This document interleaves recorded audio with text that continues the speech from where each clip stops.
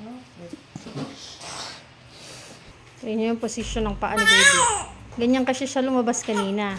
Frank bridge na naman ito mga ka-cervix. Hello mga ka-cervix. Dumating naman sa atin, walang check-up. Baka may ulumining. At take note. Suhi. Ito na. Very good. Bangon. Magaling ako rin. Lucky. Sige, that's all. Nainip pa si Bibi ay. Sige, that's all. Sige, that's all. Sige.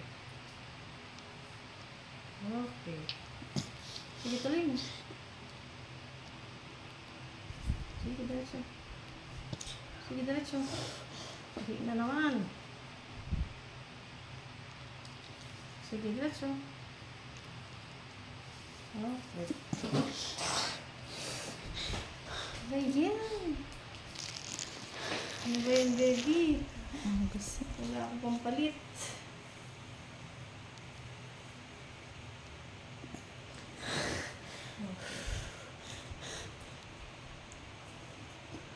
Bukas mo lang maigi. Bukas. Dito na tayo sa matinding part. Hindi. Huwag mo isusunod yung puwet mo. 1, 2, 3. Okay.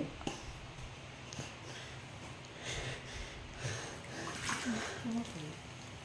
Pahawak ka ma'am ng plastic mo dito. Ay! Cloud 10. Baby boy. Bukas may hitang mo. Bukas.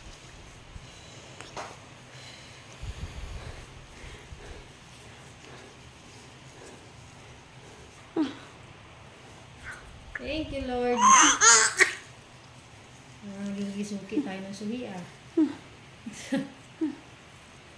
Ito na ang mga bilisan at hindi ganun kalalaki. Pulisitan pa.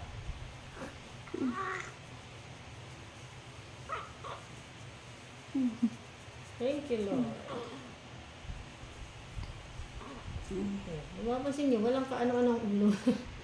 Talagang wala yan, kasi puwetang nauna. Congratulations! Maraos ka na.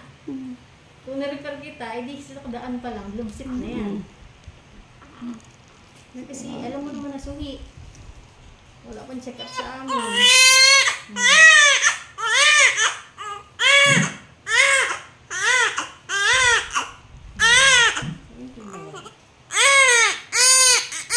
Ako. Ayan o. Kaya nakaangat yung paa ni baby. Babalik pa naman yan sa normal. Ano? Dadala man yan ng ano, hilot-hilot. Yan lang kasi siya lumabas. Kaya nakaganyan din siguro siya sa loob. Kaya ganyan ang position.